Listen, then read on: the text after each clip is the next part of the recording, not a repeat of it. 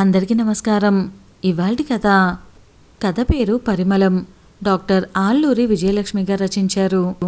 దశరథుడికి 9 కొడుకులు. నాకు 9 కొడుకులే. అంటే నాకు అదనంగా మరో 8 చేతులు కలిశాయన్నమాట. అబ్బో, కాయ కష్టంతో పొలం పనులు చేసుకుంటే బంగారు పంటలు పండించవచ్చు అని తెగ మురిసిపోయాడు ఆ కన్నతండ్రి. కొడుకులతో కలిసి పంట చేలల్లో ఒళ్ళు వంచి కష్టపడ్డాడు. మరి ఆ తండ్రి కన్నా కలలు ఫలించాయా, లేక ఆ కుటుంబం తలో దారి పట్టి తీరం లేని గమ్యాలకు కొట్టుకుపోయిందా? ధూపదీపాల పరిమళం, రేఖలు విప్పుతున్న మల్లె మొగ్గల సుగంధం, కొలను పైనుంచి తేలి వచ్చిన చిరుగాలితో కలిసి శివాలయం ఆవరణమంతా పరివ్యాప్తం చెందింది.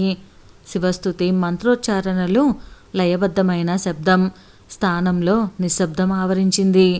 గుడి గుమ్మం పైన ప్రమిద వెలుగు మందగిస్తుంది. మోచెయ్యి తల క్రింద పెట్టుకొని పక్కకు వత్తిగిల్లి పడుకున్న రాజేశ్వరి పైట చెంగు నోటికడ్డు పెట్టుకొని రోదిస్తుంది. మెల్లగా మొదలైన ఆమె ఏడుపు సన్నటి శబ్దంతో వెక్కిలుగా మారి డొక్కలు పైకి లేస్తున్నాయి. తల్లి నడుం మీద చెయ్యేసి నిద్రిస్తున్న గౌరీకి మెలకువ వచ్చింది. తమకు కాస్త అవతల నిద్రపోతున్న వారు నిద్రలేచారేమోనని కంగారుగా వాళ్ళ వంక చూసింది గౌరీ. వారు గాఢ నిద్రలో ఉండటం గమనించి స్థిమితపడింది. అమ్మకు ఇంకా దగ్గరగా జరిగి తన వైపు తిప్పుకొని ఆమె కన్నీరు తుడుస్తూ, ఏడవకమ్మా, గుండె నిబ్బరం చేసుకో, పడుకో అంది అనునయంగా. వీపు మీద మృదువుగా రాస్తూ ఓదారుస్తున్న కూతురి స్పర్శతో తనను తాను సంభాళించుకుంది రాజేశ్వరి. సలుపుతున్న దుఃఖం నుండి బయటపడడానికి ప్రయత్నిస్తూ మెల్లగా నిద్రలోకి జరిగింది. గౌరీ మనసులో ముసురుకున్న ఆలోచనలు ఆమె నిద్రకు దూరం చేశాయి. 15 ఏళ్ల వయసులో రఘురామయ్యను పెళ్లి చేసుకొని కాపురానికొచ్చిన రాజేశ్వరి అత్తమామలు, మరుదులు, ఆడపడుచుల పట్ల చూపే ఆదరాభిమానాలు ఆమెను అత్తింటి వారికి అభిమాన పాత్రురాల్ని చేశాయి. ఇరుగు పొరుగులు మంచి చెడ్డల్లో, కష్టసుఖాల్లో మనస్ఫూర్తిగా పాలు పంచుకునే రాజేశ్వరి, రఘురామయ్య వారికి ఎంతో ఆత్మీయులయ్యారు. రాజేశ్వరి భర్తతో పాటు తను కూడా వెళ్ళి పొలం పనిచేసేది. ఇంటికొచ్చాక గొడ్ల పని, వంట, ఇంటి పని అన్నిటినీ అవలీలగా అలుపు తెలియనట్లుగా చేసే రాజేశ్వరి మంచి పనిమంతురాలుగా పేరు తెచ్చుకుంది. మొదటి 2 పురుళ్లకు మాత్రమే పుట్టింటికి వెళ్ళింది రాజేశ్వరి. తర్వాత 3 పురుళ్ళు ఊళ్ళోనే మంతసాని పోసింది. 4 మగపిల్లల తర్వాత పుట్టింది గౌరీ. దశరథ మహారాజులాగా తమకు 4 కొడుకులని రాజేశ్వరి, రఘురామయ్య మురిసిపోయేవారు.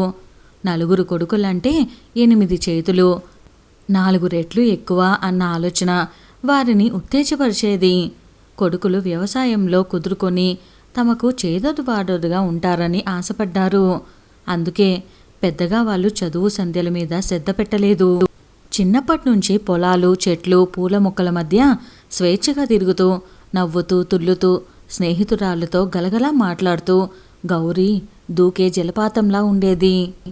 కొత్తగా హైస్కూల్కి వచ్చిన తెలుగు టీచర్ పాటలు పాడటం నేర్పుతున్నారని విని ఎప్పుడూ ఏదో ఒక కూనిరాగం తీసే గౌరీ ఆమె శిష్యరికంలో చెవులకు ఇంపుగా పాటలు పాడటం నేర్చుకుంది.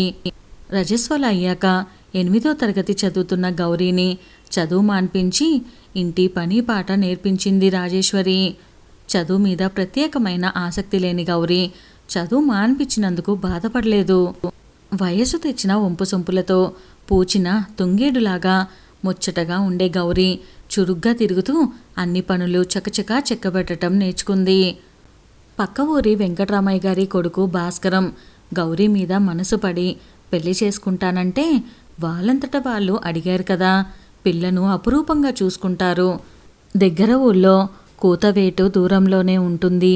పాడి పంటలతో కలకల్లాడే ఇంట్లో పిల్ల నిశ్చింతగా బ్రతుకుతుందనే ఆశపడ్డారు. వాళ్లతో తూగలేకపోయినప్పటికీ ఘనంగా పెళ్లి చేశారు. పరవళ్ళు తొక్కే పాట పల్లకి ఎక్కి పక్క ఊరికి తరలి వెళ్ళిపోయింది. తమ పొలానికి తోడు మరో 15 ఎకరాలు కౌలుకు తీసుకున్న రఘురామయ్య ఉత్సాహంగా కొడుకుల్ని వ్యవసాయంలోకి దించాడు. దుక్కి దున్నటం మొదలు కలుపు తీయటం, పంట కోతలు కోసే వరకు ఎరువులు, పురుగు మందులు ఎక్కడా ఖర్చుకు వెనకాడకుండా పెట్టుబడి పెట్టి తను, తన భార్య, పెద్ద కొడుకు, రెండో కొడుకు కలిసి మొదటి సంవత్సరం పండించిన పంట చేతికందేలోపు తుఫానొచ్చి మొత్తం తుడిచిపెట్టుకుపోయింది. అప్పు తీరటం మాట దేవుడెరుగు. తిండి గింజలకు, పశువుల దానాకు కూడా కటకటలాడిపోయారు. ఉత్సాహంగా తండ్రికి చేదోడువాదోడుగా ఉంటూ శ్రమించిన కొడుకులిద్దరూ నీరుగారిపోయారు. రెండవ సంవత్సరం పంట సరిగ్గా పండక, మూడవ సంవత్సరం పండిన పంట మిడతల బారిన పడి, నాలుగవ సంవత్సరం పంట పండినా సరైన ధర లేక రఘురామయ్య కుదేలైపోయారు. కొండ చిలువ లాంటి అప్పు పిడికిలి నుంచి బయటపడలేక విలవెల్లాడుతున్న తండ్రిని చూసి ఇంకా ఊళ్ళో బతకలేమన్న నిర్ధారణకు వచ్చిన పెద్ద కొడుకులిద్దరూ ఏదో ఒక పని చూసుకొని బ్రతుకుదామని పట్నం చేరుకున్నారు.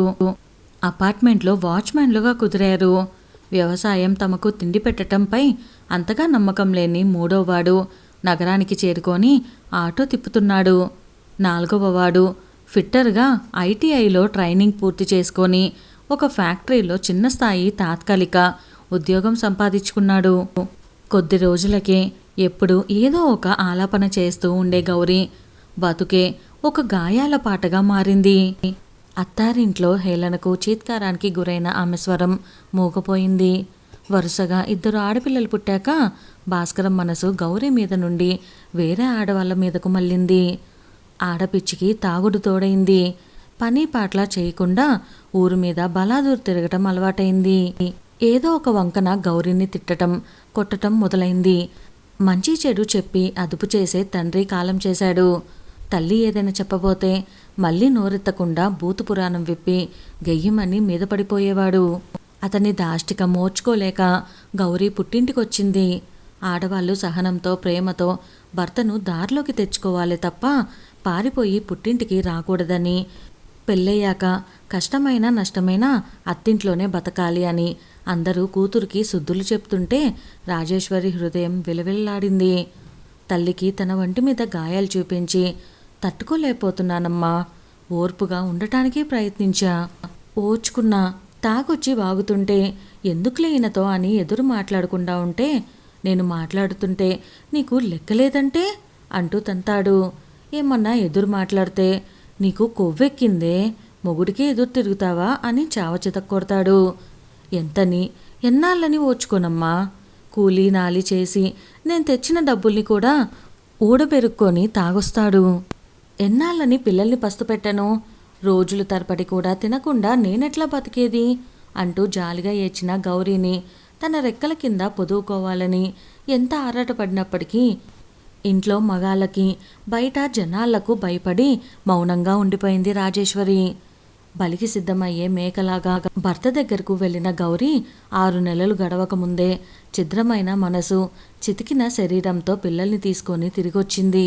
తమ పంచకు చేరిన బిడ్డను మళ్ళీ బలిపీఠం ఎక్కించటానికి ఆమె తల్లిదండ్రులకు మనసు రాలేదు. ఇప్పుడు కూతురు కాపురం ఇట్లా కూలిపోయిందే అనే దిగులు కంటే 2 ఆడపిల్లలను ఎట్లా పెంచి పెద్ద చేయటం అనే భయం వారిని ముంచెత్తింది. అమ్మా, ఒక్క సంవత్సరం నా పిల్లలకి ఇంత తిండి పెట్టి కాపాడు. కనకరాజు గారమ్మాయి మైథిలి గారు హైదరాబాద్లో పని చూపిస్తా అన్నారు. మీకు ఎక్కువ కాలం భారం పెట్టను. ఈ ఒక్క సాయం చెయ్యమ్మా. తమ అసహాయ పరిస్థితిని గమనించి దీనంగా ప్రాధేయపడుతున్న కూతుర్ని అక్కున చేర్చుకొని, దీని బతుకిట్లా అయిపోయిందేమిట్రా దేవుడా అని వలవలా ఏడ్చింది రాజేశ్వరి. ఇంకా బలవంతం చేసి మళ్ళీ ఆ తాగుబోతు దగ్గరికి పంపిస్తే వాడి ఆగడాలు భరించలేక గౌరీ ఎప్పుడు ఏ ఆగాయిత్యం చేసుకుంటుందా అనే బెదురు ఒక పక్కన పీడిస్తుంది రాజేశ్వరికి. తాగుడు కోసం, ఆడవాళ్ల కోసం ఉన్న ఆస్తులు కరగబెడుతున్న అల్లుణ్ణి మందలించి మంచిదారిన పెట్టడానికి ప్రయత్నించి భంగపడటం ఇదివరకే పూర్తయిపోయింది. అతగాడిలో మార్పు వస్తుందని, భార్య పిల్లల్ని చూసుకుంటాడనే ఆశ ఎప్పుడూ అడుగంటిపోయింది. తమ పరిస్థితి కూడా నానాటికి తీసికట్టయిపోతుంది.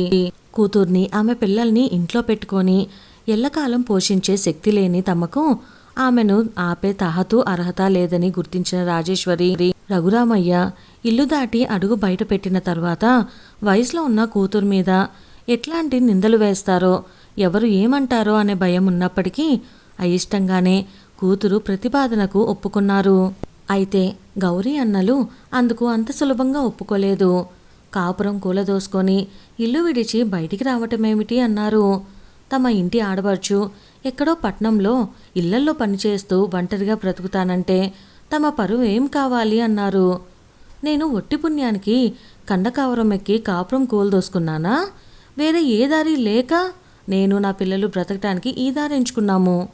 పరువు పరువు అంటున్నారు. పిరికిగా చావటం, అడ్డగోలు పనులు చేసి బ్రతకటం పరువు తక్కువేమో గాని కష్టపడి బ్రతకటం పరువు తక్కువ పని కాదు. నాకు చదువు లేదు, మీరు కట్టబెట్టిన ఆస్తిపాస్తులు లేవు. అయినా నా రెక్కల మీద నాకు నమ్మకం ఉంది. నా రెక్కల కష్టంతో నేను బతుకుతాను, నా పిల్లల్ని బతికించుకుంటాను రోషంగా అంది గౌరీ. పెద్దన్నయ్య భార్య సుమతి, రెండో అన్నయ్య భార్య రమ తాము కాపలా ఉంటున్న అపార్ట్మెంట్లలో వంట పని, ఇంటి పనులు చేసుకోవటం వల్లే వారి కుటుంబాలు కొంతలో కొంత లోటు లేకుండా నడుస్తున్నాయని గౌరికి తెలుసు. వారు వేరే వాళ్ళ ఇళ్లల్లో పనిచేస్తే పోని పరువు, తను పనిచేస్తే ఎలా పోతుందో గౌరికి అర్థం కాలేదు. భర్త తిట్టినా కొట్టినా చంపినా అతని దగ్గరే ఉండాలని తీర్పిస్తున్నారా తన అన్నలు? వాళ్లకు భారం కాకుండా తన బతుకు ఏదో తను బ్రతుకుతానంటున్నా తనకు తోడబుట్టిన వాళ్ళు ఆసరాగా ఉండాల్సింది పోయి ఇలా పరువు పేరుతో తన బతుకును కుంగతీయొచ్చా? పెళ్ళుబుక్కుతున్న దుఃఖాన్ని అదుపు చేసుకుంటూ చీర చెంగుతో కళ్ళు తుడుచుకుంది గౌరీ. ఊరికి దూరంగా వెళ్ళి బ్రతకాలని గౌరీ నిశ్చయించుకున్న సంగతి చూచాయిగా తెలిసిన ఆమె భర్త వెళ్ళటానికి వీల్లేదని పెద్ద రాద్ధాంతం చేశాడు. ఇంటికి రాకపోతే నరికి పారేస్తానని వీరంగం వేశాడు. అతనెంత గింజుకున్నా గాని గౌరీ మౌనంగా ఉండిపోయింది. ఆమె మౌనం అతన్ని మరింత రెచ్చగొట్టింది. జుట్టు పట్టుకొని లాగి గోడకేసి కొట్టి చావ చితకబాదాడు. ఆమె ఒంటికి తగిలిన గాయాలు ఆమె నిర్ణయాన్ని మరింత దృఢపరిచాయి. మైథిలితో కలిసి హైదరాబాద్ వెళ్ళింది గౌరీ. మైథిలి ఆమెకు తన ఇంట్లో ఆశ్రయం ఇచ్చింది. తమ ఇంట్లో పనితో పాటు మరో 3 అపార్ట్మెంట్స్లో పని ఇప్పించింది. ఎంతో పొందిగా శుభ్రంగా అనుకోవగా పనిచేస్తూ అందరి అభిమానం చూరగొంది గౌరీ. ఆమె పనితీరు తెలుసుకొని మరో 2 ఇల్లు వాళ్ళు కూడా పనిచ్చారు. తెల్లవారుజామున 4 గంటలకే మైథిలి ఇంట్లో పని మొదలు పెట్టేది గౌరీ. చీకటి పడేదాకా ఎక్కడో ఒక చోట పని చేస్తూనే ఉండేది. తినే సమయానికి ఏ ఇంట్లో పనిచేస్తుంటే ఆ ఇంటివారు ఆదరించి భోజనం పెట్టేవారు. తనకో దారి చూపిన మైథిలి పట్ల ఎంతో కృతజ్ఞతతో ఆమెకు అన్ని పనులు చేసి పెట్టేది గౌరీ. ఆమె పట్టుదల, బ్రతుకులో నిలబడాలనే దీక్ష చూసి ముచ్చటపడేది మైథిలి. ఆమె సేవలకు మించిన స్థాయిలోనే ముట్ట చెప్పేది. తనలాగా అపార్ట్మెంట్లలో పనిచేస్తున్న ఇతర ఆడవాళ్ళని చూసి తమ అందరి బతుకుల్లో కొద్దిపాటి తేడాలుండొచ్చు కానీ సారాంశం ఒకటేనని గ్రహించింది గౌరీ. భర్తల వ్యసనాలు, హింస కారణంగానే ఈ ఆడవాళ్ళంతా నగరానికి వలస వచ్చి బ్రతుకు పోరాటంలో పెనుగులాడుతున్నారని తెలుసుకున్న గౌరీలో మరింత పట్టుదల పెరిగింది. కొంత డబ్బు సంపాదించాక మైథిలి సలహాతో ఆ అపార్ట్మెంట్కి దగ్గరలోనే ఒక గది అద్దెకి తీసుకుంది గౌరీ. పిల్లల్ని తీసుకొచ్చి స్కూల్లో చేర్పించింది. బాణం సంధించే అర్జునుడి దృష్టి పక్షి కన్ను మీదే ఉన్నట్టు గౌరీ దృష్టి తన బిడ్డల బంగారు భవిష్యత్తు మీదే కేంద్రీకరించింది. అందుకు తన సర్వశక్తుల్ని ధారపోసి శ్రమిస్తుంది. అరుగాలం కష్టపడినప్పటికీ ఫలితం కళ్ళచూడక నష్టాలతో నడ్డి విరిగిన రఘురామయ్య తన కూతురు గౌరీకి ఏమాత్రం ఆసరా ఇవ్వలేకపోయాడు. అల్లుడు తనతో పాటు ఊళ్ళో మరికొందరు తిని కూర్చొని తిన్నది అరక్క గౌరీ శీలం మీద వేసే నిందలు గౌరీకి చేరకుండా తల్లిదండ్రులు దాచినప్పటికీ ఎప్పుడో ఒకప్పుడు ఆమె చెవిన పడకుండా ఉండేవి కావు. వాటిని విని తాత్కాలికంగా బాధపడినప్పటికీ ఆమె మరింత దృఢంగా తయారయ్యేది. ఎప్పుడో మరీ అవసరమైతే తప్ప ఊరికి వెళ్ళేది కాదు గౌరీ. వెళ్ళినప్పుడు తన ఎదుట గాని తన పరోక్షంలో గాని తన గురించి ఇతరులు మాట్లాడే అవాకులు చవాకులు లెక్క చేయకుండా బ్రతకగల నేర్పు సంపాదించుకుంది. నగరంలో వేర్వేరు ప్రాంతాల్లో బ్రతుకుతున్న అన్నలు ఎప్పుడూ తోడబుట్టిన దాన్ని పిలిచి ఒక్క పూట అన్నం పెట్టి ఆదరించలేదు. చీరాసారా పెట్టకపోతే మానే కనీసం ఎలా బ్రతుకుతున్నానని ఆప్యాయంగా పలకరించిన పాపాన పోలేదు. అది తలుచుకుంటే ఒక్కొక్కసారి గౌరీ మనసు చివుక్కుమనిపించేది. అంతలోనే సర్దుకునేది. తను బాధతో కన్నీళ్లు పెట్టుకుంటే అన్నలకెక్కడ అశుభం కలుగుతుందోనని తల్లడిల్లిపోయేది. కళ్ళు తుడుచుకునేది. బ్రతుకులో నిటారుగా నిలబడాలనే దీక్ష, జీవనోత్సాహం ముందు గౌరీకి మిగతావన్నీ అప్రధానమయ్యాయి.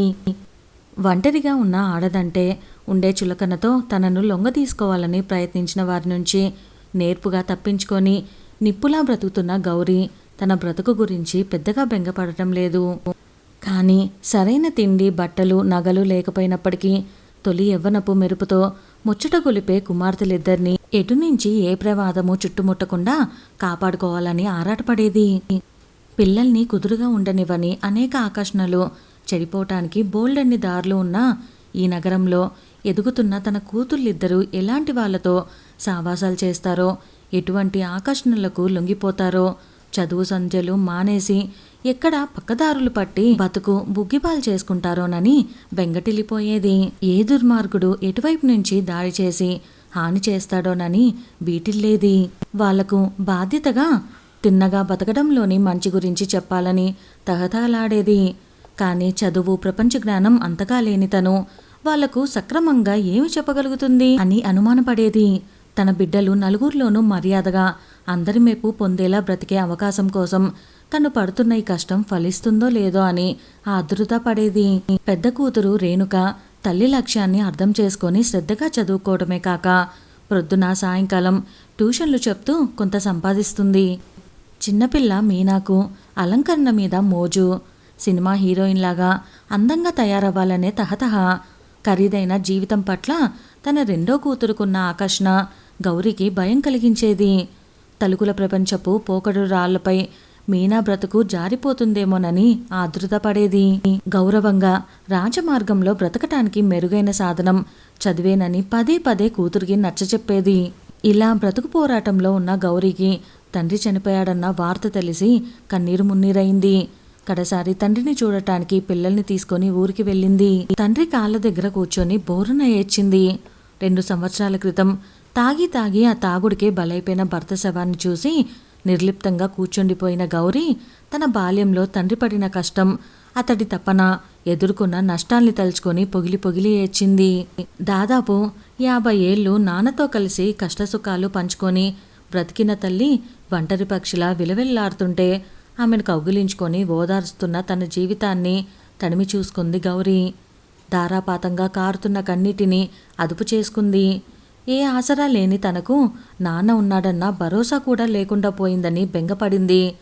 తండ్రి దహన సంస్కారం ముగియగానే అన్నలందరూ 10వ రోజు దినమయ్యేదాకా ఆగలేదు. యజమానులు సెలవులివ్వరంటూ పెద్ద కర్మ రోజుకు మళ్ళీ వస్తామని చెప్పి భార్య పిల్లలను తీసుకుని వెళ్ళిపోయారు. కోడలనైనా ఉంచి వెళ్ళమని అడిగింది రాజేశ్వరి. పిల్లలకి కష్టమవుతుందంటూ వాళ్ళు అలా నిష్పూచిగా వెళ్ళిపోవటం చూసి నిర్ఘాంతపోయింది గౌరీ. తను పనిచేస్తున్న ఇళ్లల్లో 2 కుటుంబాల వాళ్ళు వృద్ధులే. వాళ్ళ కోసమైనా తను వెళ్ళి మళ్ళీ వద్దామని అనుకుంది. కానీ ఇప్పుడెలా ఆలోచనలో పడింది.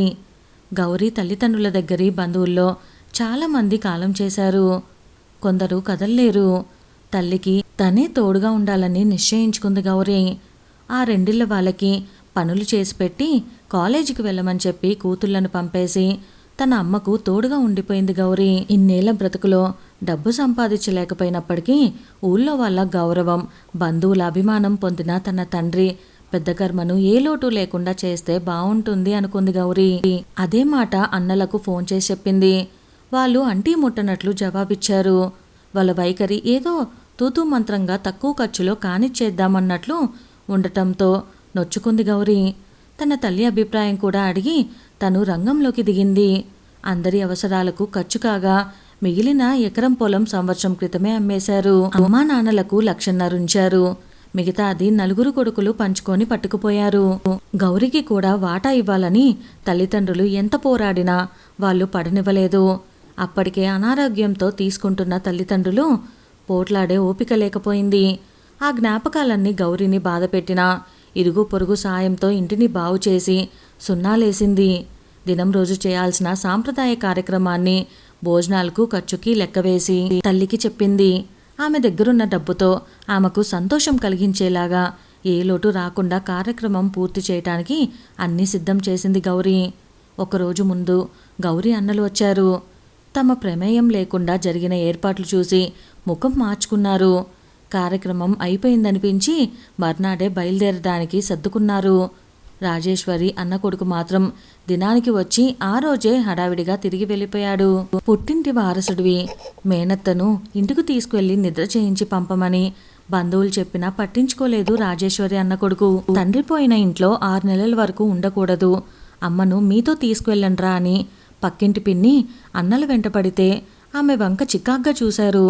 జవాబు దాటేశారు. ఉన్న దబ్బంతా దినానికే ఖర్చయిపోయినందుకు ముఖాలు ముటముట్లాడించారు. ఇంటిని అమ్మకానికి పెట్టారు. ఈలోపే గౌరీ కూతురు రేణుక ఫోన్ చేసింది. చుట్టూ ఇళ్ళవాళ్ళు నువ్వెప్పుడొస్తావని అడుగుతున్నారు, వెంటనే బయలుదేరిరా అని చెప్పింది. ఇక్కడ తల్లి భవిష్యత్ ఏమిటో అన్నలు తేల్చి చెప్పకపోవటంతో గౌరీ గుంజాటన పడిపోతుంది. శోకదేవతల ఓ మూల కూర్చున్న తల్లిని చూస్తుంటే గౌరీ మనసు నీరైపోతుంది. కాని తను వెళ్ళక తప్పదు. పొద్దుపోకముందే బయలుదేరాలి. ఎలా అని గౌరీ ఒకవైపు మదన పడుతూనే కన్నతల్లిని ఒంటరిగా వదిలేసి పోయే అంత కసాయి వాళ్ళు కాదులే అన్నలు అని మరోవైపు మనసుకు సర్ది చెప్పుకుంటూ బయలుదేరింది గౌరీ. బస్సు కోసం ఎదురు చూస్తున్న గౌరీ మనసులో అలజడి. అమ్మను ఒకవేళ అన్నలు తీసుకువెళ్ళపోతే? దిక్కులేక తన తల్లి ఎంత క్షోభపడుతుందో. చేతిలో చిల్లిగవ్వ కూడా లేని అమ్మ ఎలా బ్రతుకుతుంది? పోనీ అమ్మను తను తీసుకువెళ్తే? శివాలయంలో అమ్మతో నిద్ర చేయిస్తే ఏ కీడు జరగదన్న పంతులుగారి మాట గుర్తుకొచ్చింది. కాని తన దగ్గర ఉండటానికి అమ్మ ఒప్పుకుంటుందా? తండ్రి తర్వాత భర్త, ఆ తర్వాత కొడుకులు అని నమ్మే తన తల్లి తన ఇంటికి వస్తుందా? దశరథ మహారాజులాగా నాకు 4 కొడుకులు అని తెగ మురిసిపోయిన అమ్మ తన ఇంటికి వస్తుందా? 4 కొడుకులకు చిన్నతనమవుతుందేమోననే భయంతో తన వెంట రానన్నదు కదా. బడ్డీ కొట్టు దగ్గర బెంచ్ మీద కూర్చొని బస్సు కోసం ఎదురుచూస్తున్న గౌరీ చివ్వున లేచి బ్యాగ్ తీసుకొని తల్లి దగ్గరకు బయలుదేరింది. ఆటోలో వెళ్ళిపోతున్న అన్నలు ఆమె చూపులను తప్పించుకున్నారు. దుఃఖంతో కుమిలిపోతున్న తల్లిని సముదాయించింది గౌరీ. నేను బ్రతికున్నన్నాళ్ళు నా పిల్లలతో పాటు నిన్ను నేను సాగుతానమ్మా, నాతో రా అమ్మా, కాదనకు అంటూ తల్లి ఒళ్ళో తలపెట్టి ఏడుస్తూ ప్రాధేయపడింది గౌరీ. వెక్కిళ్ళు పెడుతూనే కూతురు తలను ప్రేమగా నిమిరింది రాజేశ్వరి. అప్పుడే రాలిపడిన పారిజాతాల పరిమళం గౌరీని ఆలోచనల నుంచి బయటపడేశాయి. అప్పుడే తెల్లవారుతుంది. శివాలయం ద్వారం తెరుచుకుంది. ఇదండి వాళ్ళ మన కథ గనక నచ్చినట్లయితే వీడియోని లైక్ చేయటం మర్చిపోకండి. అలానే మరిన్ని మంచి మంచి కథలు మన ఛానల్లో ఆల్రెడీ ఉన్నాయి. ఎవరైనా మిస్ అయితే ఒక్కసారి చూసేయండి. ఇంకా ఎవరైనా ఛానల్ని సబ్స్క్రైబ్ చేసుకోలేదా? వెంటనే సబ్స్క్రైబ్ చేసుకొని బెల్ ఐకాన్ని క్లిక్ చేసేయండి. Thank you. Stay tune. Bye bye.